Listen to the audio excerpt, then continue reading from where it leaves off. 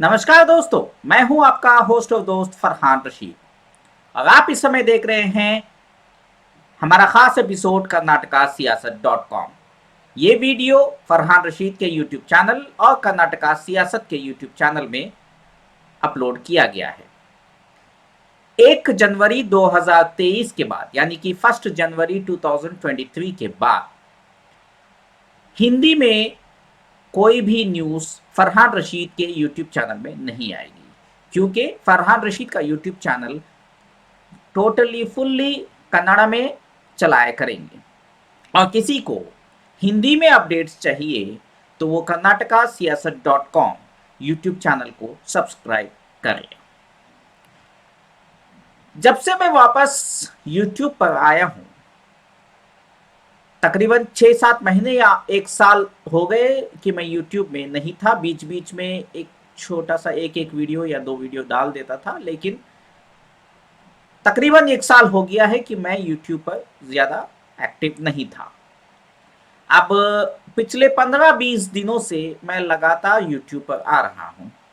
जब से मैं आ रहा हूँ तो मेरे जो चाहने वाले हैं कहो या पुराने यूट्यूब फॉलोअर्स हैं, जो मुझे तकरीबन 4 सालों से जानते हैं, उन्होंने मेरे ऊपर कुछ आरोप भी लगाए हैं, कुछ रिक्वेस्ट भी भेजे हैं, कुछ सिंपति भी दिखाया है।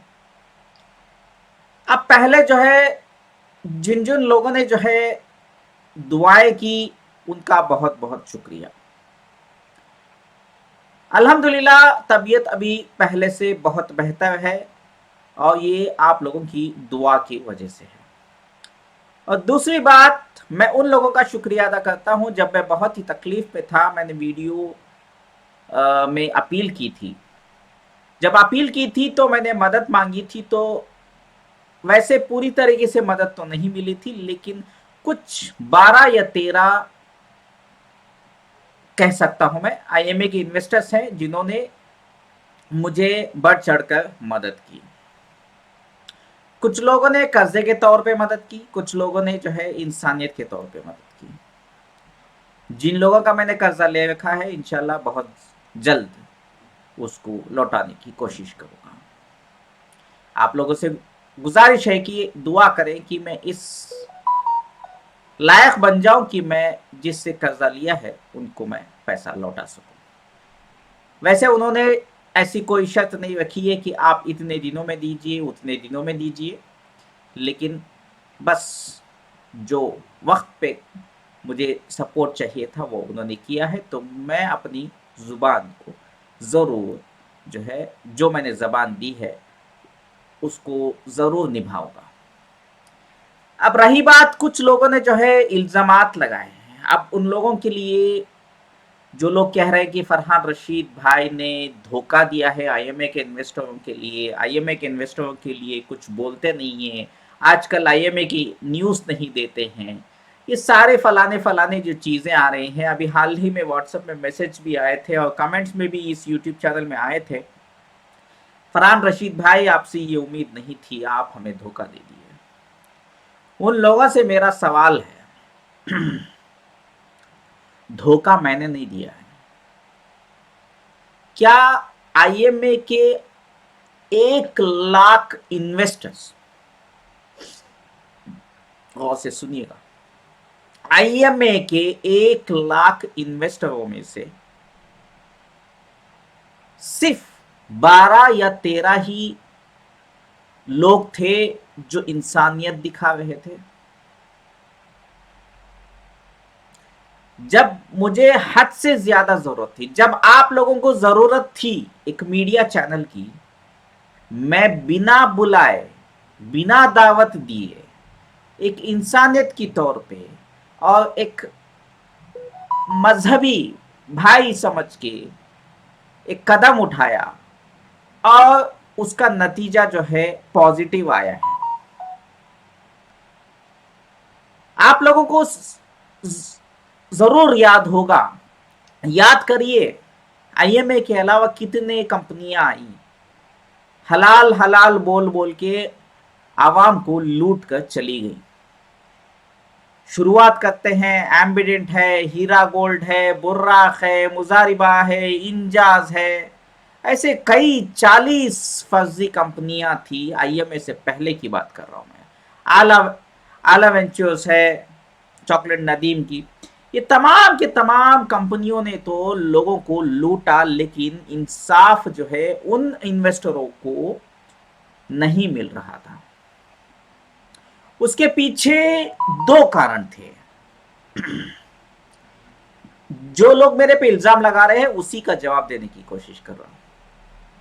उनको इंसाफ नहीं मिला था, उसके पीछे कारण दो थे। एक, जो भी मीडिया चैनल्स के पास ये लोग जा रहे थे वो लोग बिक चुके थे। अपनी आवाज उठाने के लिए जा रहे थे तो शुरुआत के तौर पे न्यूज आ रही थी, 15 दिन, 20 दिन, 1 महीना, 2 महीना न्यूज चला रहे थे, बस बात खत्म। उनको कुछ रोल कॉल मिल गया। मैं किसी का नाम बदनाम नहीं कर रहा हूं, जो हकीकत है वो बयान कर रहा हूं। और लोगों ने जो है उम्मीद छोड़ दी, क्योंकि अचानक से 1-2 हफ्ते या 1 महीना या 1.5 महीने के बाद कंप्लीटली मीडिया में न्यूज आना बंद हो गई और लोगों को नुकसान भुगतना पड़ा। उसके बाद आईएमए की आई।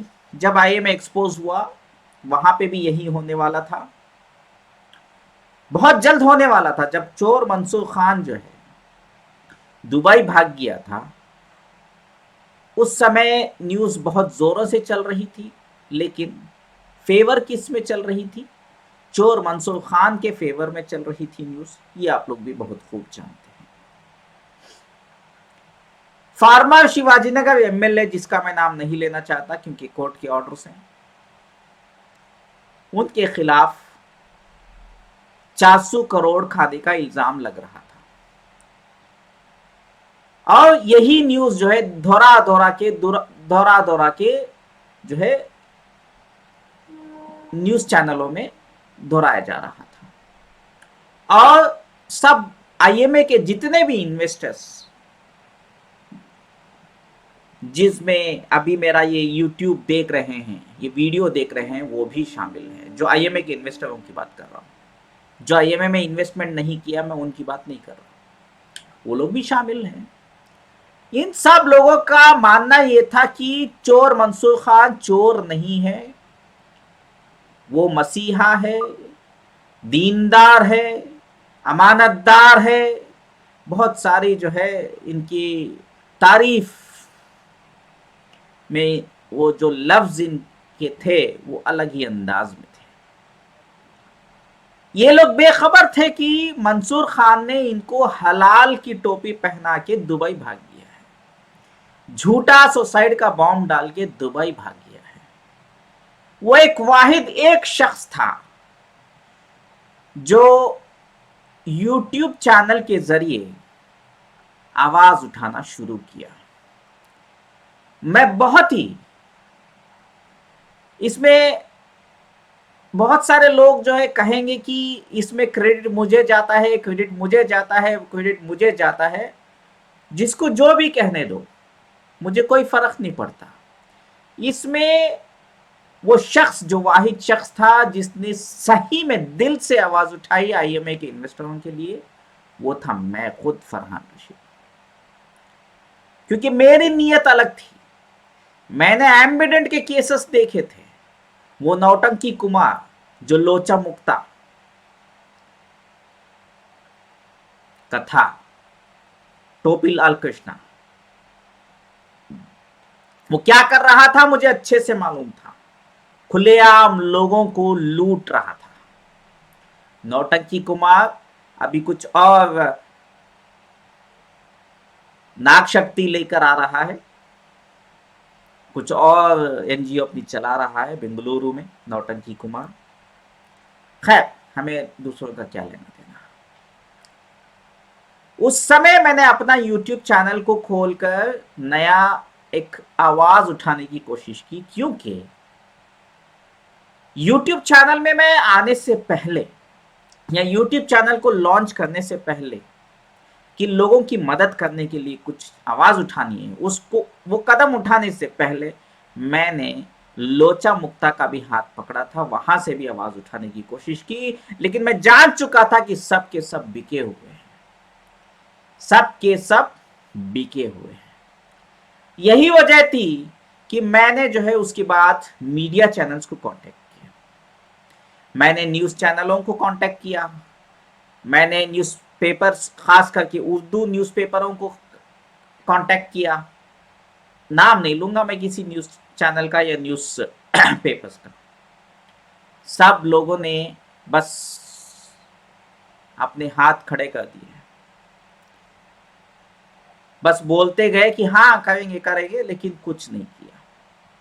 फिर मुझे लगा कि नहीं, हमें आवाम के लिए आवाज उठाने के लिए एक चैनल चाहिए। हालांकि मुझे तजुर्बा तो पहले से ही था यूट्यूब का, सोशल मीडिया में तो मैं बहुत सालों से माहिर हुई। वही जो मेरा टैलेंट था डिजिटल मार्केटिंग स्किल्स को इस्तेमाल करते हुए मैंने अपना चैनल खोल दिया। तब जाकर के मैंने शुरुआत तो की। तब मुझसे मैंने कभी सोचा भी नहीं था कि मैं एक हंगर स्ट्राइक करूंगा, या मैं कोई प्रोटेस्ट करूंगा, या मैं कोई बहुत बड़े सियासतदान के खिलाफ आवाज उठाऊंगा जिसने 400 करोड़ आईएमए के इन्वेस्टरों के खाए हैं, जिसके ऊपर इल्जाम लगा है, अभी भी उसका कोर्ट में केस चल रहा है। लेकिन मैं ये जान जरूर गया था कि आवाम जो है बेखबर है कि चोर मंसूर खान ने इनको हलाल की टोपी पहना के लूट लिया है। ये चीज तो मुझे अच्छे से मालूम था। तो मैंने चैनल खोल दिया। चैनल खोलने के बाद मैं फिर से कह रहा हूं, मेरा कोई प्रोटेस्ट करना या हंगर स्ट्राइक करने का कोई नेक इरादा नहीं था। उस समय मैंने कभी सोचा भी नहीं था। मेरा सिर्फ इरादा था कि मैं सोशल मीडिया में आवाज उठाऊं, यूट्यूब चैनल पे और ट्विटर पे और फेसबुक पे आवाज उठाऊं, क्योंकि मैं वहां पे थोड़ा स्ट्रांग था। मेरे स्किल्स के जरिए आवाज पहुंच सकती है। उस दौरान में मैं किसी सियासतदान का नाम नहीं लेना चाहता। कर्नाटका में एक मेरा दोस्त सियासतदान है, उसने मुझे बोला कि आईएमए की आवाज तुम अच्छे से उठा रहे हो, आओ एक बार मुलाकात करेंगे। मैं मुलाकात भी किया और उन्होंने मुझे कहा, एक राय दी कि हंगर स्ट्राइक करो, भूख हड़ताल करो। और उन्होंने एक डेट जो है मुकम्मल की, और खुद और मैं मेरी जबान से उन्होंने ये ऐलान करवा दिया अपने ही यूट्यूब चैनल में, और कुछ न्यूज़ चैनलों को भी इनवाइट किया था, और ये प्रोपागंडा कर दिया कि हंगर स्ट्राइक कर रहे हैं 23 जून, आई थिंक 23 जून 2019 की बात है। अप्रैल में तो चोर मंसूर खान ऑडियो बम डाल के चला गया था, सुसाइड का बम। तो वो डेट तो फाइनल हो गई थी और दिन बीत रहे थे। मैं उस समय बेंगलुरु आया हुआ था स्पेशल इनविटेशन में। लेकिन ये जो हंगर स्ट्राइक थे, एक बस मुझे कमजोर करने के लिए झूठा बयान मुझसे दिलवाया गया था। ये मुझे नहीं मालूम था। मुझे झूठा बनाने के लिए ये मुझसे ऐलान करवाया था, हम ये सपोर्ट करेंगे, हम तुम्हें सपोर्ट करेंगे, हम तुम्हें पुलिस प्रोटेक्शन दिलाएंगे, हम तुम्हें क्या कहते हैं उसको, परमिशन दिलाएंगे प्रोटेस्ट करने का, शामियाना डालेंगे, सारा फलाना ढिमकाना, बहुत सारे जो है ये सियासत लीडर जो है मुझे ऐसे ऐसे वादा करके मुझे आगे कर दिया। मेरे में कोई ऐप नहीं था, मेरे में सच्चाई थी, मैं मान गया। लेकिन मुझे इसका बिल्कुल भी इल्म नहीं था कि मुझे जोकर बनाया जा रहा है। उसके बाद मुझे पता चला कि मुझे जोकर बनाने की साजिश चल रही है। धीरे धीरे मुझे समझ में आ गया कि क्या हो रहा है। तो मैं चुपके से रातों रात बेंगलुरु से गोवा शिफ्ट हो गया, क्योंकि गोवा में मेरी पहुंच अच्छी है, पॉलिटिकली भी मेरी पहचान अच्छी है, और क्या कहते हैं उसको वहाँ पे मैं नौकरी भी कर चुका हूँ, बहुत साल वहाँ पे, वहाँ का चप्पा चप्पा जानता हूँ और मुझे नौकरी भी मिल सकती है, इस उम्मीद में मैं वहाँ पे शिफ्ट हो गया। लेकिन शिफ्ट होने के बाद मैं चाहता तो अपना फैसला बदल सकता था, हंगर स्ट्राइक को रोक सकता था, मैंने ऐसा नहीं किया। जो तारीख मुझसे झूठा बयान दिलवाया गया था, जो बयान मुझसे दिलवाया गया था 23 जून 2019 का हंगर स्ट्राइक का, उस तारीख को ही मैंने तारीख बना दिया। उस दिन मैं बेंगलुरु, मेरे पास पैसे नहीं थे, मुझे आज भी याद है। ऐसे तैसे करके कोशिश करके मैं बेंगलुरु आया, क्योंकि मैं नहीं चाहता था कि लोग जो है जिसके ऊपर भरोसा किए हैं उनके साथ मैं धोखा करूं। भले ही दूसरे सियासतदान की जो भी नीयत हो, मुझे खोखला करना चाह रहे थे, मुझे जोकर बनाना चाह रहे थे, मैं उसी तारीख को जो ऐलान किया था, मेरी जबान से जो लफ्ज निकले थे, उस वादे से मैं मुकरा नहीं और उस दिन मैं बेंगलुरु पहुंचा, फ्रीडम पार्क में आया। फ्रीडम पार्क में आने के बाद मैंने हंगर स्ट्राइक जारी किया और मैंने यूट्यूब लाइव आके लोगों को इनविटेशन दिया और एक एक करके लोग आते गए, जुड़ते गए जुड़ते गए जुड़ते गए। यकीन मानिए, वो अल्लाह की क्या ताकत थी उस समय, क्या दुआएं थी मेरे लिए कि मेरी जो सच्चाई थी, उस सच्चाई की आवाज को जो है आईएमए के इन्वेस्टरों तक पहुंच गई। पूरा बात सुनिएगा, जवाब आपको मिल जाएगा कि फरहान रशीद भाई आईएमए की न्यूज देना क्यों बंद कर दी है। आपको धोखा दिए या नहीं दिए, इसका जवाब आपको मिल जाएगा। फिर वहां पे कुछ दोबारा से कुछ सियासत के लोग आए, उनमें से एक औरत भी थी जो आप लोग बहुत खूब जानते हैं, कुतिया आई थी वहां पे। वो एक सियासत चाल थी जिसको मेरे साथ जोड़ने की कोशिश की गई थी, जो भी मैं वहां पे उस बात से बेखबर था। उसने जो है एक राय दी और सबसे ज्यादा एक्टिव उस फ्रीडम पार्क में जो हंगर स्ट्राइक में कोई अगर था तो वो एक औरत थी जो कुतिया थी, और बाकी के सब लोग जो है मेरा साथ तो दे रहे थे, लेकिन फ्रंट एंड में ज्यादा लीड जो है वो एक ही औरत थी जो कर रही थी और मेरी आवाज थी। मैंने कहा चलो ठीक है। उसने एक राय दी कि नहीं, यहाँ पे करने से अच्छा है कि हम आईएमए के ऑफिस के सामने चलते हैं। तो इमीडिएटली, क्योंकि वहां पे पुलिस भी आ गई थी, आप ऐसे नहीं कर सकते, आप प्रोटेस्ट नहीं कर सकते, आपके पास परमिशन नहीं है, ये वो फलाना बहुत कर रहे थे। तो ठीक है बोल के हम लोग वहां से आईएमए की ऑफिस, शिवाजी नगर आईएमए का जो ज्वेल्स का जो शोरूम है वहां पे पहुंचे। ये आप लोगों को बहुत अच्छे से याद होगा, उस दिन बरसात भी हो रही थी, बारिश भी हो रही थी। उस दिन हम लोग वहां पे गए तो वहां पे और बहुत बड़ी भीड़ जो है जमी हो गई, क्योंकि मैं वीडियो लाइव चला रहा था और लोग मुझे देख रहे थे। प्लीज आपसे गुजारिश है कि वीडियो लंबा जाएगा, प्लीज पूरा सुनिएगा जरूर। यहां हमारी कामयाबी की सीढ़ी जो है शुरुआत हुई। यहां पर भी कुछ ऐसा रुख बदलने की कोशिश की गई थी, कुछ टोपी वालों ने दाढ़ी टोपी डाल के रखे थे, माफ करना मैं सब लोगों की नहीं कह रहा हूं, चंद बिके हुए लोग थे जो मौलवियों को बदनाम करने की कोशिश कर रहे हैं। मैं मौलवियों की बहुत इज्जत करता हूं, क्योंकि उन्होंने ही मुझे दीन सिखाया है, मैं किसी को नहीं बता रहा हूं। कुछ बहरूपिया हैं जो मौलवी की शक्ल में आ रहे हैं, जैसे चोर मंसूर खान दाढ़ी टोपी डाल के आया था। दोनों में बहुत अंतर है। एक मौलवी होता है, एक बहरूपिया मौलवी होता है। बहरूपिया मौलवी लोग वहां पे इकट्ठे हुए थे और सिर्फ फार्मर शिवाजीनगर एमएलए के खिलाफ आवाज उठा रहे थे और चोर मंसूर खान को वाह वाह कर रहे थे, उन दुआएं दे रहे थे, कितना अच्छा था, कितना लोगों की खिदमत कर रहा था, माशाअल्लाह ये वो। वहां पे मैंने आवाज उठाई, मैंने बोला भले ही Shivajinagar MLA, former Shivajinagar MLA ने 400 करोड़ रुपए खाए हैं, ये चोर मंसूर खान की जबानी है, भले ही उसने खाए हैं, लेकिन हमारा हक जो है वो उससे सवाल पूछने का नहीं है। हमारा हक जो बनता है वो सवाल उस कंपनी के सीईओ और चेयरमैन और ओनर से है।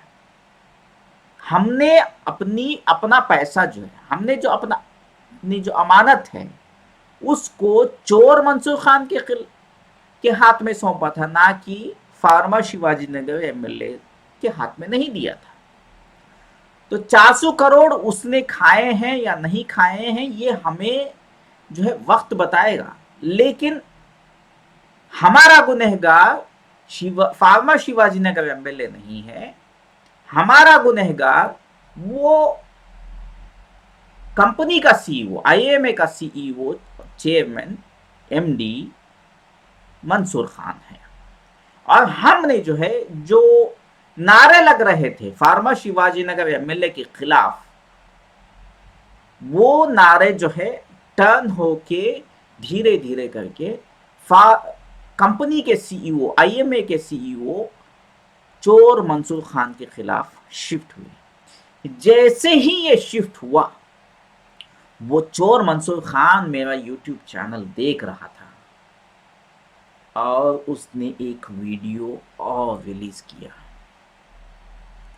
और उसने, ये आप लोग बहुत खूब जानते हैं। उसके बाद ये हुआ कि वीडियो जैसे ही आई, न्यूज चैनल वाले आए और पब्लिक टीवी आई, ये टीवी वो टीवी, टीवी 9 ये वो सब आए, मुझे न्यूज 9 इंग्लिश चैनल में मुझे बुलाया गया। वहां पे आप लोग तो जानते ही हो, मैं यहाँ पे ज्यादा लंबा नहीं खींचूंगा, ये शॉर्टकट करूंगा। कुछ 2 दिन मैं उस चैनल में आया, डिबेट में आया, बातचीत की। उस टाइम पे भी मेरे साथ कुछ सियासत का खेल खेला जा रहा था। जब मैं वहां पे सच्चाई बोल रहा था न्यूज चैनल्स में, उस समय जो है मुझे पीछे से कुछ सियासतदान जो है, जिन लोगों ने मुझे उस चैनल में लेके जाके बिठाया था, उन लोगों की बात कर रहा हूं मैं, उनके नाम नहीं लूंगा। चैनल की बात नहीं कर रहा हूं मैं, चैनल को बदनाम नहीं कर रहा। चैनल ने तो मुझे प्लेटफॉर्म दे दिया जहां पे हमारा काम और आसान हो। कम से कम 2 दिन तो मुझे बिठा दिए डिबेट के लिए। वहां पे बैठने के बाद जब मैं वहां पे चोर मंसूर खान की एक एक पोल खोलता गया, तो कुछ सियासतदान जो है मेरी टांग खींचने लगे, मुझे वहां पे से हटाने की कोशिश की। पहले तो उन्होंने मुझे अपने तरफ खींच के जो है पैसे के बलबूते पे बहुत सारे जो है धमकियों के दोनों तरीके से जो है मुझे वापस जो है मतलब इसकी इमेज ना खराब, शिवाजी किसकी, आईएमए चोर मंसूर खान की इमेज ना खराब हो, उसका नाम ना खराब हो, इस तरीके से उसका बैलेंस करने के मेरे जबान के जरिए कोशिश कर रहे थे। लेकिन मैं जो है अपनी सच्चाई के साथ गया था, मैं उनकी बातों में नहीं आया। अब हुआ यह है कि उसके बाद जो है उस चैनल में मुझे बदनाम किया गया। कुतिया ने वहां पे लाइव, जब चैनल आईएमए का प्रोग्राम चल रहा था, जब उस समय वहां पे मैं चैनल में नहीं था, मुझे तो इनवाइट किया नहीं था, इसलिए मैं गया नहीं था। वहां पे कुतिया ने फोन करके जो है दूसरे झूठे नाम से जो है मेरे ऊपर तोहमत लगा दी कि मैंने आईएमए के इन्वेस्टरों से एसोसिएशन के नाम पे पैसे लेके लूट रहा हूं। आप वो न्यूज भी देख सकते हैं गूगल करके। Shivaji, IMA Shivaji Nagar investor blames blogger Farhan Rashid, puts allegation on blogger Farhan Rashid, ऐसा कुछ है, ईटिंग मनी या कुछ ऐसा करके कुछ मेरे ऊपर कंट्रोवर्सी की। वहां पे जैसे ही ये न्यूज मुझे आई, मैंने इमीडिएटली चैनल वालों को कहा मेरे बारे में अगर बात हो रही है तो मुझे चांस देना चाहिए। मैं गोवा से लाइव कनेक्ट होके, स्काइप से कनेक्ट होके वापस वहां चैनल में आके उसका काउंटर जवाब दिया। अल्लाह के फजल से मेरा नाम खराब होने से बच गया। आज भी मेरा नाम है कि मैं धोखेबाजों में से नहीं हूं, वो तो आप बहुत खूब जानते हैं। उसके बाद हुआ, उसके बाद हमने बहुत सारे प्रोटेस्ट किए, उसके बाद इलेक्शंस आए, उसके बाद शिवाजी नगर के इलेक्शंस में रिजवान अरशद जी आए, वो सारी चीज़ें हुए, वो छोड़ दीजिए, वो सारी जो कहानी है आप लोगों को तो पता ही है। हमने कितने आईएमए के इन्वेस्टरों ने कितने लाठी खाई है, ऑटो ड्राइवर हबीब भाई ने कितने लाठी खाई है, खाला जान ने को जो है एक दिन एक रात जेल में डाला गया था। ये सारी चीज़ें जो है आप लोगों को ये वाक़े तो पता ही है, इसमें मुझे ज़्यादा कहानी बताने की ज़रूरत नहीं है। अब मुद्दे की बात आती है, कोर्ट के केसेस के जितने दिन कर्नाटका की हाई कोर्ट में और जितने दिन स्पेशल कोर्ट जो है जो बिठाई गई है कर्नाटका में, हमारी इस फाइट की वजह से मैं बता रहा हूँ। चोर मंसूर खान को अरेस्ट करके लेके आए, सब चीज़ें आपको तो पता ही है, अरेस्ट करके बेंगलुरु लेके आया गया। ये हमारी हंगर स्ट्राइक की वजह से हुआ था, हमने जो स्ट्राइक किया था, प्रोटेस्ट किया था, उसकी वजह से हुआ था। खाला जान की को मैंने आगे करके उनको लीडर बना के उनके लीडरशिप में मैंने प्रोटेस्ट करवाया, इस यूट्यूब चैनल से आवाज उठा के, उसके बदौलत उसको जेल हुई। हबीब भाई की आवाज उठा जो है उसको मैं इस चैनल के जरिए प्रमोट किया, तब जाकर के चोर मंसूर खान जो है जेल के अंदर गया। ये सारी चीजें होने के बाद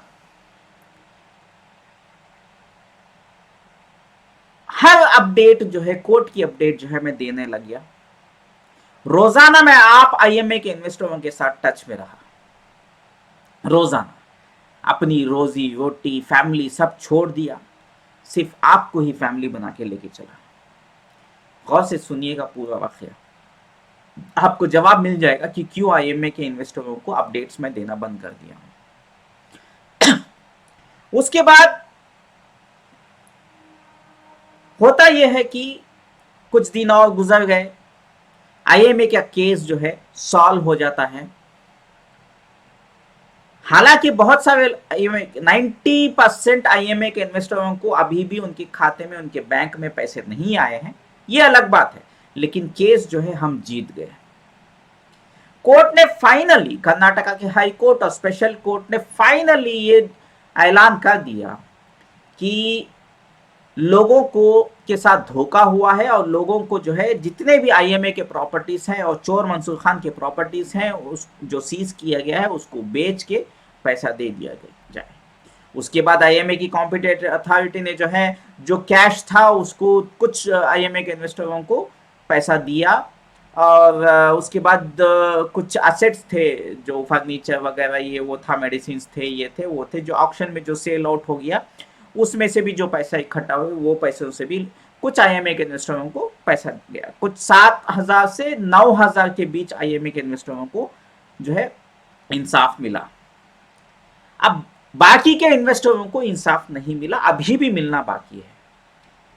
अब बात दरअसल ये है कि आईएमए की अपडेट्स जो है देता तो था मैं, कोर्ट का केस खत्म हो गया था, उसके बाद मैंने अपील की कि मैं जो है अपडेट्स तो आपको दूंगा, ऐसा नहीं कि नहीं दूंगा, लेकिन हमारा इस यूट्यूब चैनल फरहान रशीद को, मुस्लिम ब्लॉगर को सपोर्ट करिए ताकि जो है मैं अब अपना करियर बना सकूं। मैं भूल गया था अपने फैमिली को, अपनी घर कैसा चलाना है। मैं पूरे का पूरा जो है आप लोगों की खिदमत में लगा हुआ था और मैंने रिक्वेस्ट भी की इस दौरान। उसमें से चंद जो है 10-12 लोग 15 लोग जो है आज भी कभी कभी छोटा मोटा हेल्प कर देता है, ऐसा नहीं है। मैंने जब अपील की तो कोई भी आगे नहीं बढ़ा, सिर्फ 10-12 लोग ही आए। चलो कोई बात नहीं, मैंने उसके बाद वीडियो रिलीज किया, चलो कोई बात नहीं, आप अगर हमारे इस यूट्यूब चैनल फरहान रशीद को सपोर्ट नहीं कर सकते पैसों के जरिए, क्योंकि मैं समझ सकता हूं कि आप जो है खुद परेशान है, क्योंकि आईएमए में आपका बहुत बड़ा पैसा जो है फंसा हुआ है, डूब गया है। फिर मैंने अपील की कि चलो कम से कम जो वीडियोस में डालता हूं उस वीडियो को तो देखिए, चाहे वो कुछ भी वीडियोस हो। कम से कम जब आप वीडियो देखेंगे उन वीडियोस से मुझे कुछ फायदा हो जाए, गैब से फायदा हो जाए। आपने मुझे वहां पे भी सपोर्ट नहीं किया, चलिए छोड़िए, फिर भी मैं आपके साथ था, मेरी इंसानियत जो थी मेरे साथ, मेरे माँ बाप ने जो मुझे जो सिखाया है, और मेरी नानी खासकर, उनका इंतकाल हो गया, कनाडा में ही इंतकाल हो गया, इस वजह से मैं ज़ियारत पर भी नहीं जा पाया, और कोविड का सीज़न अलग था। खैर, जो दीन सिखाया है वो मेरी नानी ने सिखाया है, उनके लिए आपसे गुजारिश है कि दुआ ज़रूर करें। उनकी जो उन्होंने जो मुझे सिखाया था, उस वही वजह जो है मैं आप लोगों को जो है, भले ही मेरी कितनी भी मजबूर हो, मैं फिर भी आगे बढ़ा और मैं आप लोगों के लिए खड़ा रहा। एक अकेला इंसान, वो भी बेंगलोर शहर से दूर रह के, पूरी जो है सियासत लीडरों को हिला के रख दिया आईएमए के केस में। ये आपको अच्छे से मालूम है, अच्छे से मालूम है। फिर भी आप लोगों ने मेरा सपोर्ट नहीं किया, कोई बात नहीं। उसके बाद मेरा एक वीडियो कुछ दिन जो है, चंद दिन जो है, मैंने डोनेशन के लिए अपील किया, खैर सपोर्ट नहीं आया। चंद लोगों ने किया, मैं उनका शुक्रिया अदा कर रहा हूँ। मैं जिन्होंने किया, मैं उनकी बात नहीं कर रहा हूँ। जिन्होंने भी किया, आप एक बात याद रख लो, आप उन 12-13 लोगों में से एक हो, बस इतना याद रख लीजिएगा। 12-13 लोगों में से एक हो, सिंपल। और कुछ लोगों ने वक्त आने पर 5,000 भी दिया है, 10,000 भी दिया है, वो 12-13 लोग ही हैं, उनमें से ही मैं बता रहा हूं। हकीकत में अगर लोग चाहते, मेरी मदद करना चाहते, तो पैसे से नहीं, कम से कम हर वीडियो जो फरहान रशीद के यूट्यूब चैनल में आता है वो देखकर कर सकते थे। हर वीडियो, क्योंकि 29,000 सब्सक्राइबर्स हैं हमारे इस यूट्यूब चैनल पे। उन 29,000 सब्सक्राइबर्स में तकरीबन 15,000 सब्सक्राइबर्स आईएमए के ही हैं। 15,000, 14,000 जो हैं वो दूसरे हैं, वो कनाडा के हैं सब्सक्राइबर्स, जो बहुत ही लॉयल हैं। वो कुछ और न्यूज़ मैंने कनाडा में अपलोड की थी, और उस वजह से जो है वो एक पावर टीवी चैनल का एक प्रॉब्लम हुआ था, चैनल बंद कर दिया गया था। उस टाइम में मैंने कनाडा में जो अपील की थी, मेरे दोस्त रहमान हसन जो मेरा क्लासमेट था हासन में, उसके बारे में मैंने कनाडा में एक न्यूज़ डाली थी। उस न्यूज़ के बदौलत जो है 14 से 15,000 सब्सक्राइबर्स बने, और आईएमए के इन्वेस्टर्स 15,000 हैं। 14,000 कनाडा के सब्सक्राइबर्स हैं और 15,000 जो है हमारे आईएमए के हैं। तो 15,000 सब्सक्राइबर मतलब 15,000 व्यूज तो बनते थे। अफसोस 100 से 200, ज्यादा से ज्यादा 400 व्यूज ही आते थे। वो भी जो है, अगर आप देखोगे एनालिटिक्स, अगर उसमें ग्राफ में जाके चेक करोगे तो उसमें सब्सक्राइबर्स नहीं थे, वो सारे बाहर के लोग थे 70% उसमें भी, मतलब सिर्फ 100 लोग ही थे जो मेरा वीडियो देख रहे थे। मैं ये नहीं कह रहा, देखिए बात ये है कि मदद करना होता तो 1 लाख आईएमए के इन्वेस्टर अगर सपोर्ट करते तो चुटकियों में हल हो जाती।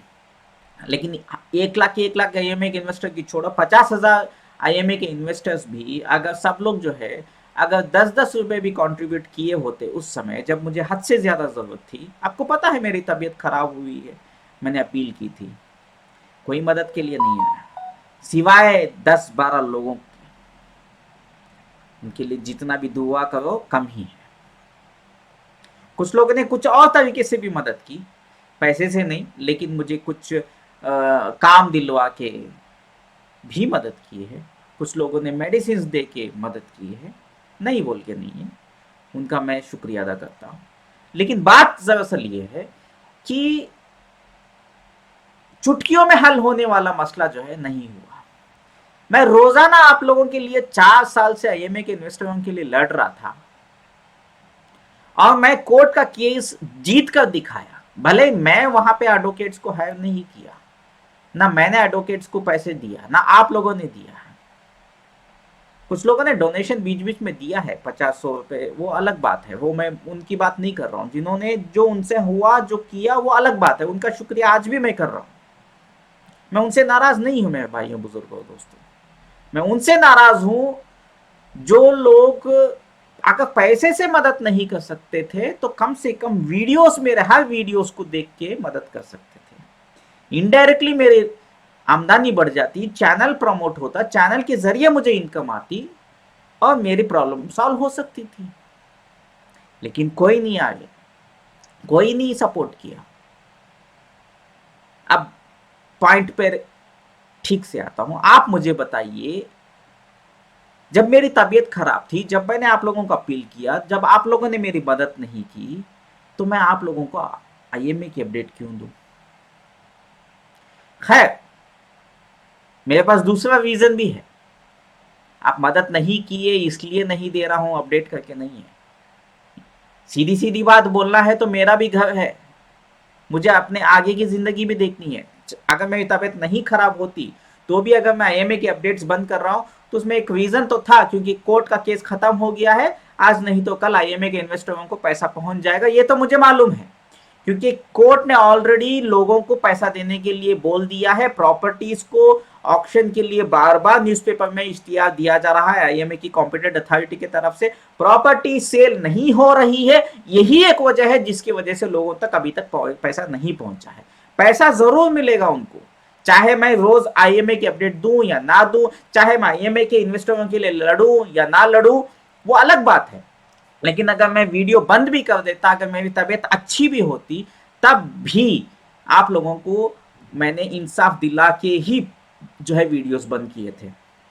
लेकिन लेकिन आप लोगों ने जो है मेरा साथ नहीं दिया। आप अगर आज मुझे फिर से मेरे पे इल्जाम लगा रहे हैं कि मैंने आप लोगों को धोखा दिया है, तो ये आपके जो इल्जाम है उसको याद रखिएगा, आपको ऊपर जाके उसका जवाब जरूर देना है। मैंने नहीं धोखा दिया, मैंने बल्कि पूरा केस सॉल्व होने तक बिना कोई एक्सपेक्टेशन रख के, आपसे 1 रुपए की भी एक्सपेक्टेशन रख के, मैंने जो वादा किया था उसको निभाया और केस को सॉल्व होने के बाद ही मैंने खत्म किया था वीडियोस। उसके बाद मैंने अपील किया था कि कम से कम मेरे जो चैनल में जो वीडियोस मैं नए नए डालता हूं उसको आप कम से कम देखो। नहीं किया आप लोगों ने। तो आप बोलिए, अगर आपको आज मेरी जरूरत है तो आपको मैं क्यों मदद करूं, क्यों आईएमए की अपडेट्स दूं? हाँ, मुझे पता है कि बहुत दिन हो गए हैं, आईएमए के पैसे नहीं आए हैं। कुछ अब इंसानियत के नाते, क्योंकि मैंने आप लोगों को सपोर्ट किया था और मैं आपके साथ था और रहूंगा बोल के वादा किया था, तो आज अगर आप मुझे इनवाइट कर रहे हैं कि फरहान भाई आपकी थोड़ा ज़रूरत है, मदद करो, तो मैं कर सकता हूँ, ऐसा नहीं कि नहीं कर सकता। लेकिन आप लोग रिक्वेस्ट डालने के बजाय मेरे पे झूठा इल्ज़ाम डाल रहे हैं, वो एक चीज़। दूसरी चीज़, अभी अगर ज़रूरत है भी है तो इसलिए क्योंकि बहुत देर हो चुकी है, अभी तक प्रॉपर्टी सेल नहीं हुई है और आप लोगों को पैसा नहीं मिला है। कोर्ट से तो फैसला हो चुका है कि आपको पैसा देना है। अब देने के लिए उनको परेशानी आईएमए की कॉम्पिटेंट अथॉरिटी को इसलिए हो रही है क्योंकि प्रॉपर्टीज नहीं सेल हुई है। अब प्रॉपर्टी सेल होने के बाद आप लोगों को पैसा आएगा, ये बात तो है। वापस आवाज उठाना जरूर है, ये भी मुझे मालूम है, उठाना है। लेकिन क्यों उठाना है? उन लोगों के लिए उठाऊं जिन लोगों ने मुझे वक्त पर मदद नहीं की। क्या इतनी भी इंसानियत नहीं है? क्या लोग मेरे लिए कुछ कर नहीं सकते थे? क्या लोग मुझे मदद नहीं कर सकते थे? दूसरी बात, मैंने जाने अनजाने में कुछ कंपनियों के नाम तो नहीं लूंगा फिलहाल, कंपनियों को प्रमोट भी किया था इसी यूट्यूब चैनल पे, कुछ एमएलएम कंपनीज के बारे में। और मैंने उन वीडियोस में मैंने ये भी बताया था कि आप जो है अपने रिस्क में पैसा डालोगे, फरहान रशीद भाई के ऊपर भरोसा करके नहीं डालोगे। डालना है तो डाल लीजिए। मैंने तहकीक किया है, फिलहाल तो कंपनी अच्छा चल रही है, लेकिन रिस्क बहुत बड़ा रिस्क है। पैसा जो है आपका पूरा का पूरा डूब भी सकता है। उनमें तकरीबन एक 10-12-15 आई थिंक 16 लोगों ने जो है 2 कंपनियों में पैसा इन्वेस्टमेंट किया। कुछ लोगों ने 8,000, कुछ लोगों ने 1 लाख, कुछ लोगों ने 50,000 ऐसे इन्वेस्टमेंट किया। वो करने के बाद जो है कंपनियां, मेरे नसीब खराब थी या लोगों की नसीब खराब थी, बंद हो गई।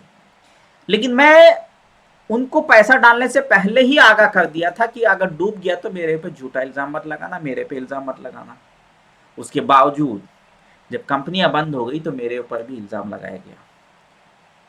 ये भी गलत है ना। मैंने बताया था लालच बुरी चीज है।